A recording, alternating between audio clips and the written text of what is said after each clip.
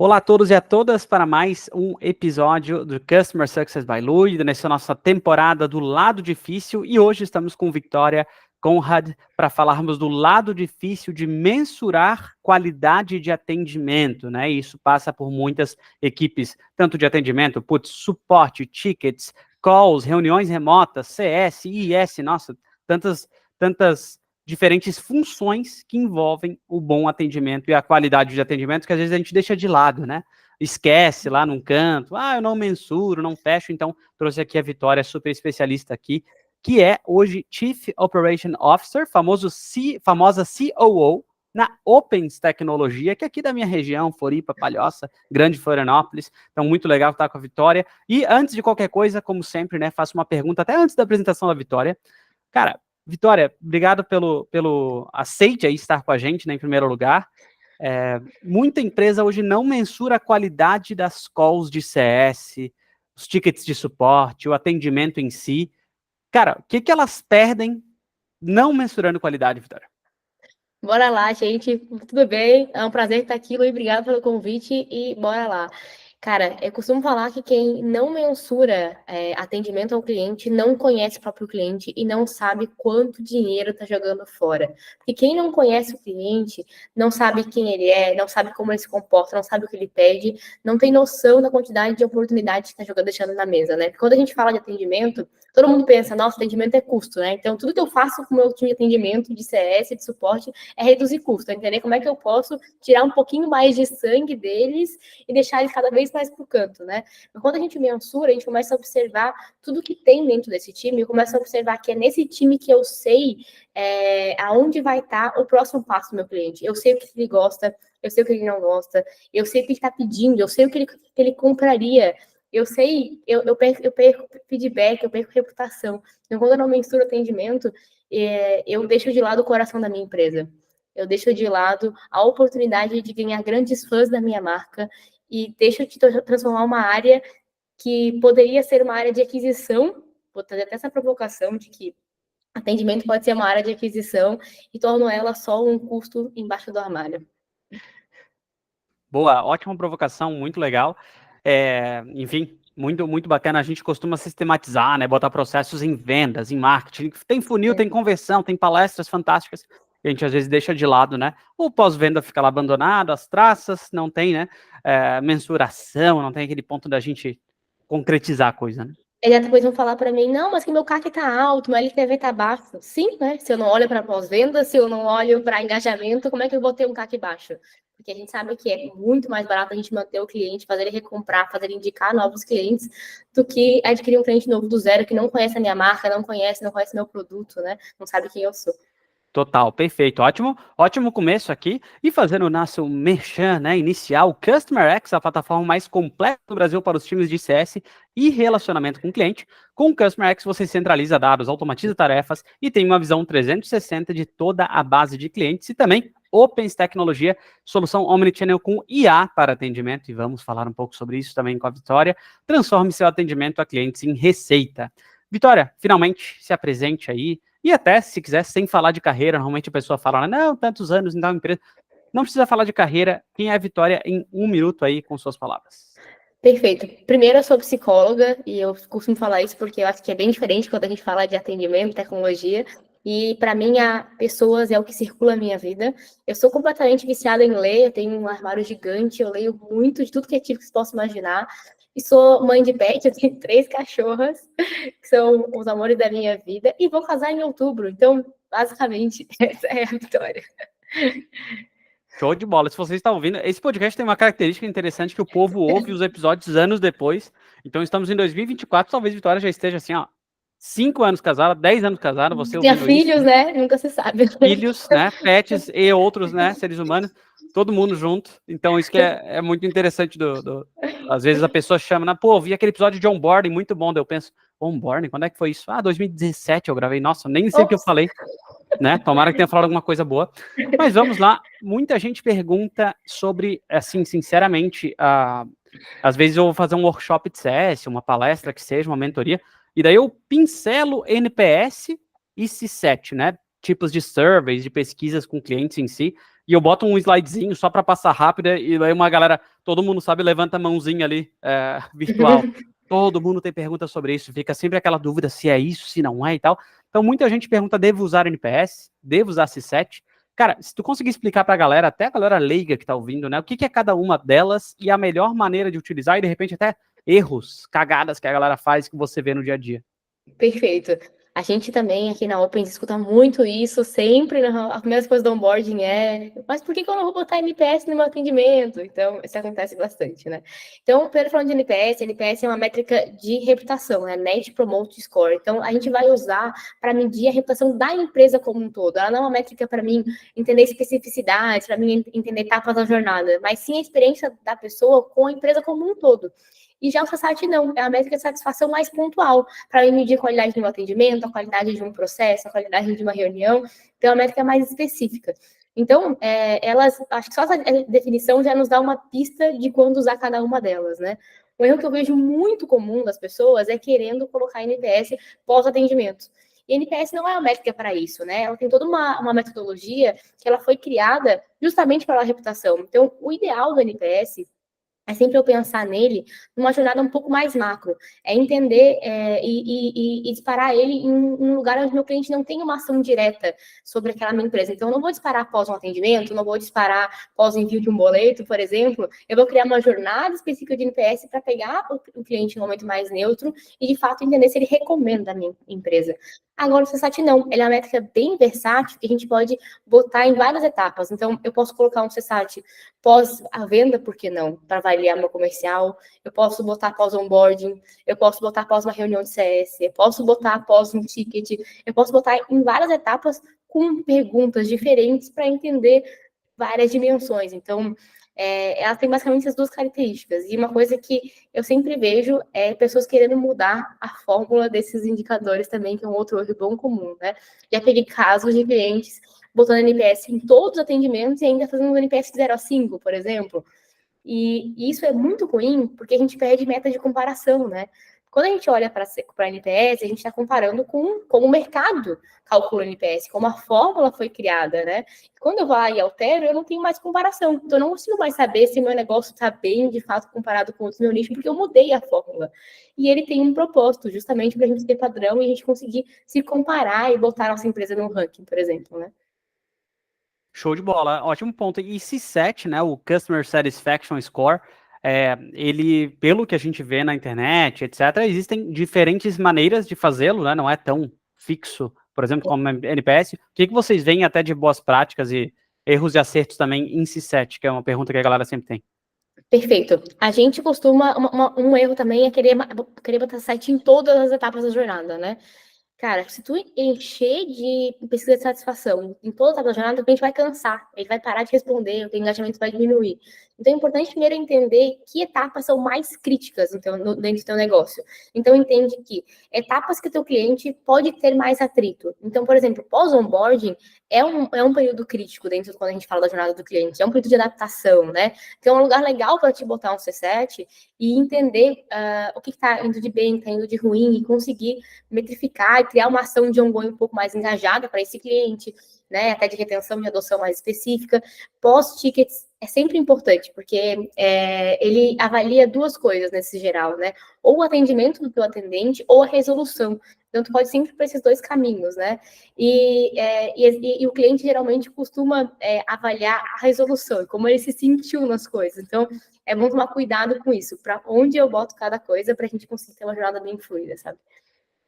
Boa, animal. E acho que todos os episódios eu falei uma palavrinha que se usa pouco, eu acho, nesse mundo do CS, que é orquestração, né? A gente ter a Perfeito. orquestra tocando, né? A bateria de escola de samba tem, putz, 10 naipes, 10 instrumentos diferentes. Como é que todos tocam o mesmo samba para tirar as notas 10 em geral, né? Então, putz, não é só enviar pesquisa ao Léo, né? Sem pensar em jornada, sem pensar em um sistema que vai servir essa jornada, né? Exato. Eu acho que CS não tá bem consciente da jornada do cliente como um todo, a gente não tá fazendo CS. Uhum. Porque a gente precisa entender como o meu cliente entra, por que ele entrou, como ele se relaciona com as outras áreas da empresa, como ele se relaciona com o financeiro, como ele se relaciona com o produto, né? Quando a gente tem bastante consciência disso, fica mais fácil da gente fazer intervenções que de fato fazem sentido, que de fato tem valor para o meu cliente, né? Boa. Ótimo ponto, Vitória. E assim, né, nessa questão das pesquisas de qualidade, vamos dizer que a pessoa fez, né, o que você falou, está realmente jogando junto com a jornada, ela está sendo orquestrada junto com o resto das coisas, legal. Mas como é que a gente garante que isso gere insights, de repente, para a empresa, que traga melhorias, que mova ponteiros, digamos assim, que não seja apenas, o time de CX ou CS, ou seja lá, né, o que for, mandou o relatório de NPS trimestral no e-mail, num PDF lá e ninguém leu. Ninguém na empresa abriu, foi à toa. Aquela pesquisa não gerou mudança real. Cara, como é que você... eu já vi até com os clientes da Opens, de repente, como é que você vê o povo garantindo mudanças reais a partir desses feedbacks? A primeira coisa que não tem como não falar é cultura. E eu acho que essa área de atendimento é uma área que consegue provocar cultura. Porque eu escuto sempre, tipo, fique, mas na minha empresa ninguém me escuta, mas ninguém dá bola para minhas métricas. Mas a gente tem dados tão valiosos, que agora eu vou falar um pouco de como é que a gente faz isso, que a gente pode puxar essa transformação. E qual que é a linguagem que todo mundo fala em todas as áreas? Dinheiro. E a gente sabe, tem muitos estudos no mercado, não é uma coisa da cabeça da Vitória, não é uma coisa da cabeça do Luiz, de que cliente satisfeito gera mais lucro. Quanto mais cliente satisfeito, mais aumenta a reputação da minha empresa. Então, o que a gente tem feito bastante quando a gente fala de CSAT é entender em que etapa da jornada a minha satisfação está maior, em que tipo de cliente que ela está maior, e quais os principais motivos. Porque quando eu apresento essa métrica junto com o 95 do CSAT, e eu entendo esses motivos, eu consigo ajudar vendas a entender que clientes engajam melhor, produtos a entender que clientes estão mais satisfeitos e aderentes ao produto, eu consigo gerar insights de melhoria para outras áreas. E quando eu falo 95 do CSAT, não quer dizer muita coisa para ninguém, é só uma métrica jogada, que legal, a métrica de vaidade que eu costumo falar, né? Só para dizer, nossa, meu site está bom, que legal. Mas quando eu quebro ele nesses motivos, no tipo do cliente que está dando essa nota, em que momento que ele deu isso, eu consigo ajudar e contribuir para as outras áreas, e não só dar pedrada, né? Porque às vezes a gente tem, enquanto CS, essa mania de só jogar o problema para outras áreas, né? Olha, a culpa aqui é tua. E não é sobre isso, é sobre pensar, olha, esse tipo de cliente é super aderente, esse tipo de cliente funciona muito bem, e ajudar eles a ir para um caminho de encontrar o ICP juntos, né? Como um time de verdade, sabe? Muito bom, muito legal. ICP, né, lembrando para a galera que está ouvindo, né, o Ideal Perfeito. Customer Profile, perfil ideal de cliente, e eu concordo totalmente, assim, esse ponto cultural, esse ponto de cultura sentada no cliente, né, o CS não apenas chamar o VAR, né, enviar lá, ó, culpa de você, mas chamar o VAR com, de repente, um embasamento, de falar, cara, nós podemos ajudar vocês. Até teve um papo anterior aí, de episódios anteriores desse podcast, que o Gabriel Lopes falou, né, às vezes vendas até sair do caminho, CS e marketing se ajudarem, né? CS não culpar vendas por vendas quadradas, mas falar, marketing não está gerando tanto lead, deixa eu ir até eles e ver como é que nosso time pode ajudá-los com dados, métricas, ou até fazendo webinars para ajudar eles, coisas do tipo, né? Para a gente conseguir trazer mais clientes relacionados a isso. Perfeito. Aqui na Opens a gente tem rotinas de CS com marketing, CS com vendas para ajudar em argumentação, tanto em ajudar em nutrição de novos clientes de leads, mas também ajudar vendas na argumentação de objeção. Porque quem conhece mais objeção de produto do que CS? Ninguém, não existe. Né? Porque a gente está acostumado a ouvir. E a gente consegue ajudar eles a contornar e ser mais aderente. Ou quem stakeholder falar dentro da empresa, né? Você sabe que stakeholder que engaja mais, que dá mais valor, porque está acostumado a falar com ele todos os meses. E vendas, às vezes, não sabe por onde entrar. E a gente consegue ajudar até nisso. Legal. Ótimo ponto. Essas rotinas e rituais não tem como fugir tanto, né? Ao longo do caminho. E assim, tem muita empresa também, às vezes a gente vai para farmácia, vai lá pro, sei lá, pro atendimento médico Bahia Sul, sei lá, a gente vai para diferentes empresas, frequenta diferentes serviços e etc. E vê que, cara, esse dado, essa pesquisa está manipulada por algum motivo, assim, ou tá manipulado ou tá enviesando para tal resposta. Que coisa estranha isso daqui tá me levando a uma coisa que não é exatamente isso, ou o momento errado e tal. E assim, quais dicas você dá para empresas que estão começando agora, não sabem muito as regras do jogo e boas práticas, estou começando NPS, estou começando C7 ou algum tipo de pesquisa em si com os meus clientes, como é que eu não envieso esse tipo de coisa? A primeira coisa é não ter essa métrica só para dizer que tem, para botar no site. Essa é uma métrica para te ajudar a construir uma direção para o teu negócio. Então, nem que tu não divulgue para ninguém, essa métrica seja só tua.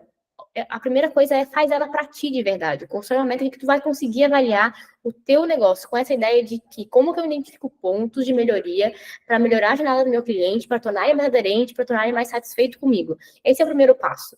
E quando eu começo a fazer essa métrica com essa cabeça, eu vou querer ter respostas que de fato vão me dar informações, e não para mim colocar no site. Então, para mim, esse é o primeiro passo. E o segundo passo é tentar ser o mais fiel possível com as métricas de mercado. Então, ler o livro de NPS, seguir a metodologia inicial, escolher um momento bem padrão, escolher esses lugares mais padrões que a gente vê, que a gente estava comentando antes, tipo pós-ticket, pós-venda, ser bem direcionado, fazer perguntas bem simples para te conseguir sentir e pegar insights do teu negócio, não inventar muitas coisas desde o início, né?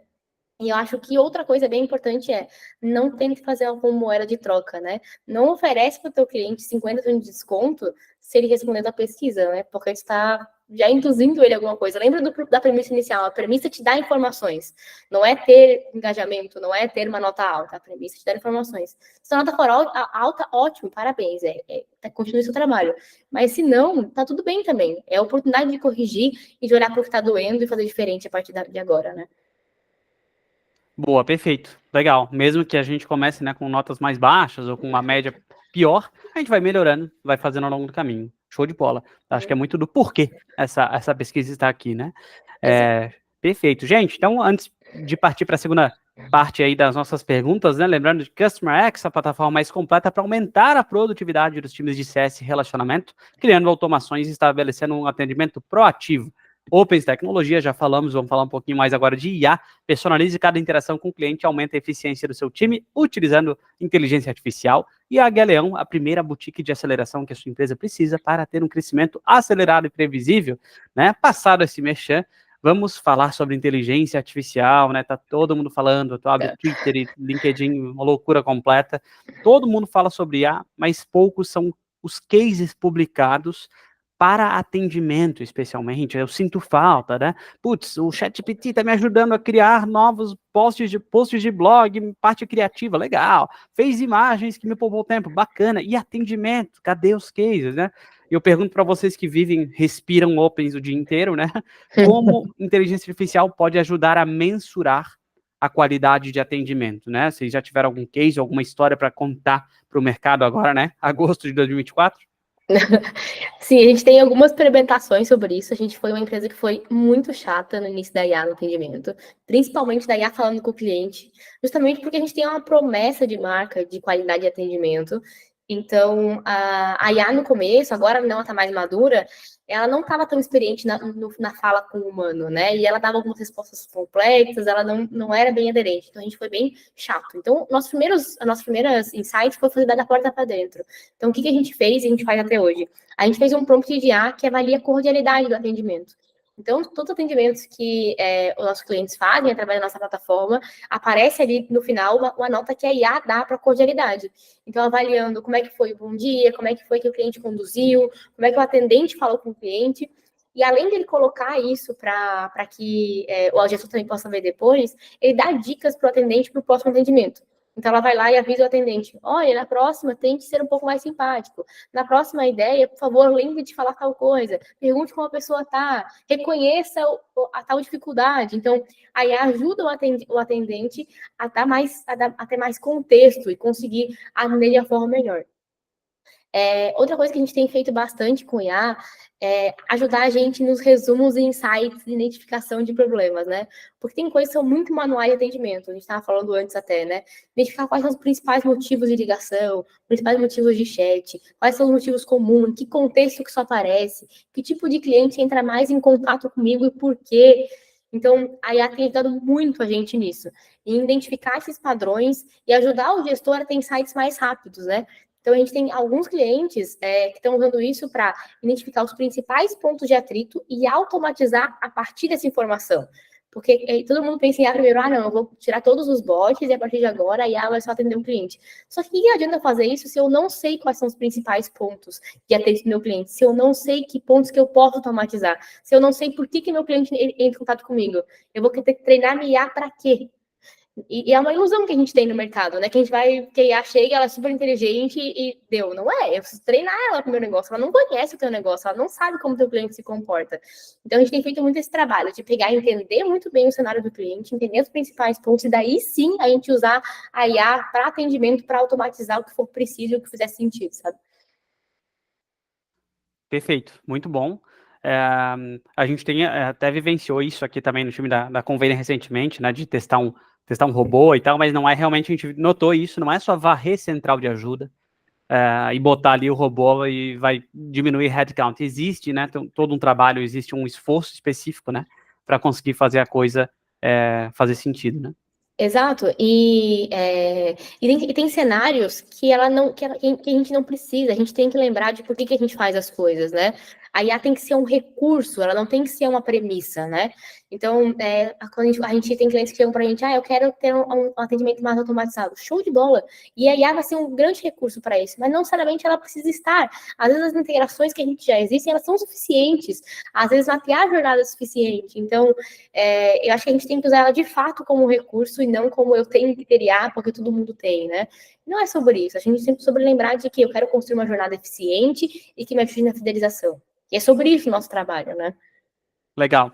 E de novo, voltando ao ponto de jornada, né? Quase que sempre cito a Alice no País das Maravilhas, o gato, né? Para onde não, para quem não sabe onde vai, qualquer caminho serve. É muito sobre esse ponto. Se eu não tenho jornada, nada do que a gente falou até agora, foram 5 perguntas, sei lá, 6 perguntas, todas que você respondeu teve um pontinho de jornada, o porquê você vai usar, qual o objetivo final, né? O teste, o experimento, da jornada, da etapa. E quando a gente não tem nem esse chão que a gente pisa, fica complexo tomar qualquer decisão, senão a gente vai enfiar NPS, IA, goela abaixo, sem grandes, né, outputs. Exato, a gente tem feito vários construções de cases com IA, e eles são muito fortes no sentido de a gente consegue identificar um contexto do um cliente entra em contato com um cliente nosso. Assim que ele digitou o CPF dele, eu já sei qual cartão que ele tem, eu já sei qual foi a última compra, eu já sei o limite disponível, eu já consigo criar uma jornada específica para esse cliente que tem esse cartão, tem tantos dias de atraso. A gente já faz isso hoje. Mas que jornada eu vou criar se eu não sei, porque eu não sei quem é o cliente visa, eu não sei o que ele quer. Que adianta eu usar a IA para isso se eu não sei o objetivo dessa informação? No fim, o atendente sempre vai cair no humano porque o cliente não gostou das opções que a IA deu e a gente volta para um ciclo de ineficiência que não serve de nada no fim do dia, né? Total, faz total sentido. E até pegando esse gancho de IA e etc, né, qual é, na sua opinião, isso depende de cada pessoa total, né, quem está nos ouvindo às vezes pode ter uma opinião completamente diferente, mas tudo bem. Qual o futuro do atendimento, né, na sua opinião? Vão ter robôs que vão substituir humanos em enfim, alguma função, algum setor, suporte, CS?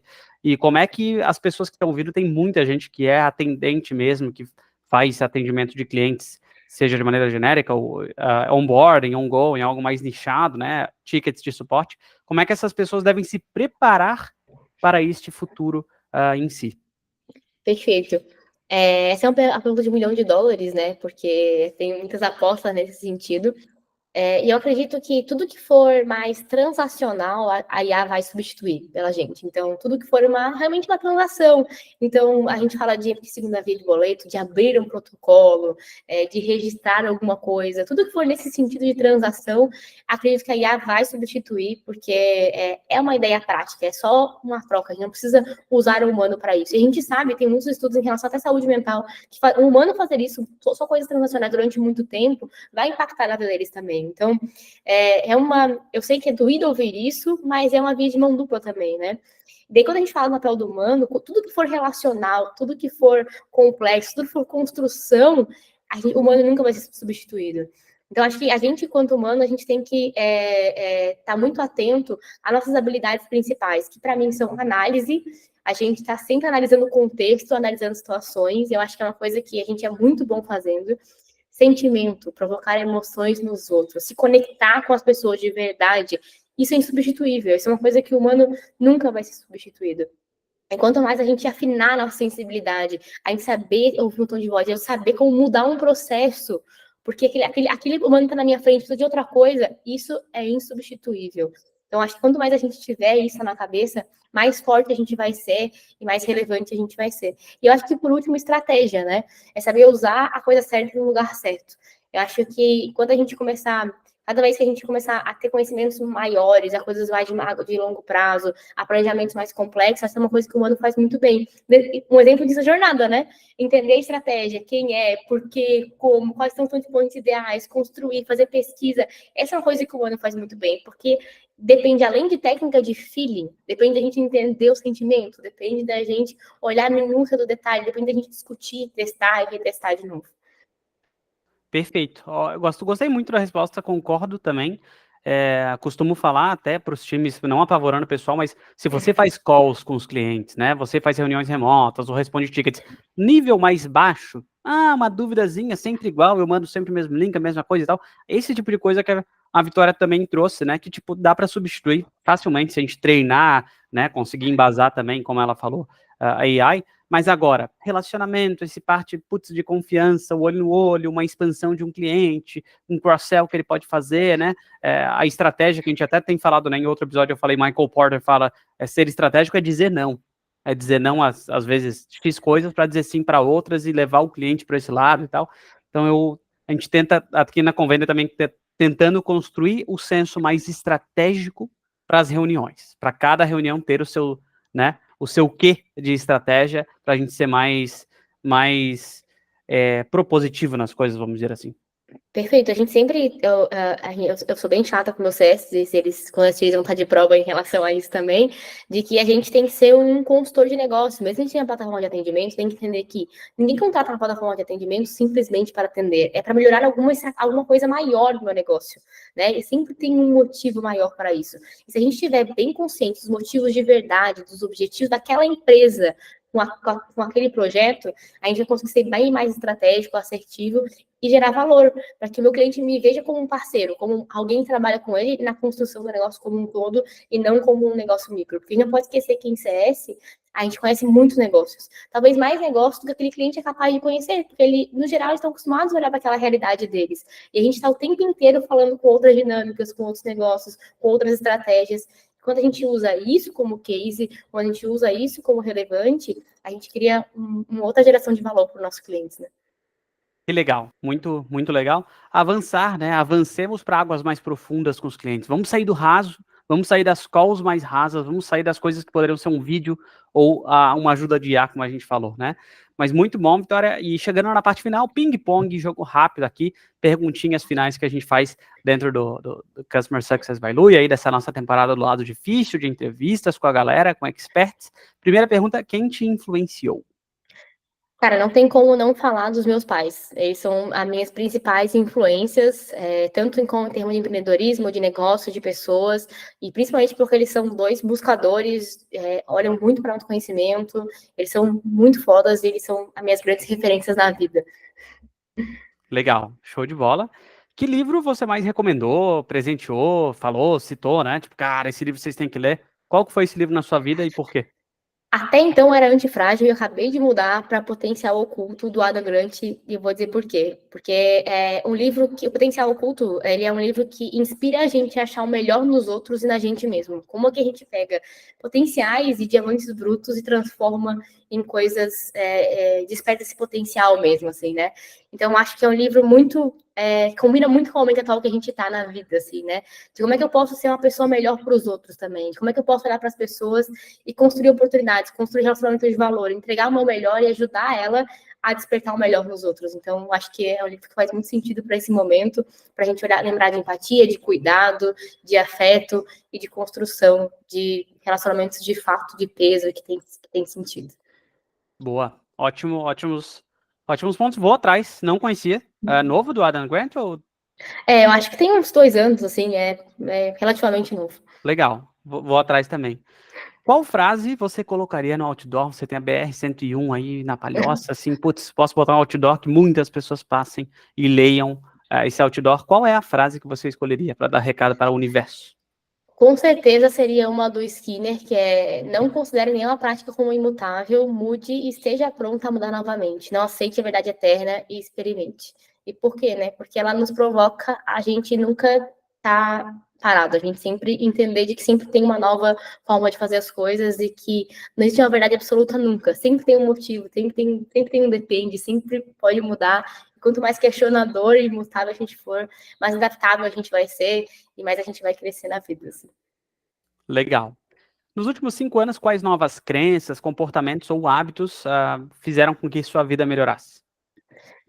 Com certeza, me reaproximar da leitura. Eu sempre fui uma pessoa que leu muito, mas nos últimos anos a gente acaba dando um passo para trás às vezes e acaba indo muito para internet, fazer vídeos e ver cursos online. Mas eu acho que a leitura ela nos dá um momento de também de sossego, de parar, de tirar um tempo para a gente. Eu acho que é um hábito de voltar a fazer isso, uma coisa que mudou muito de novo tanto a minha rotina como a minha forma de pensar, porque ela provoca outras coisas na gente, né? Para a gente sair um pouco da nossa zona de conforto dessa era digital e pensar diferente e conhecer novas culturas sem sair de casa, né?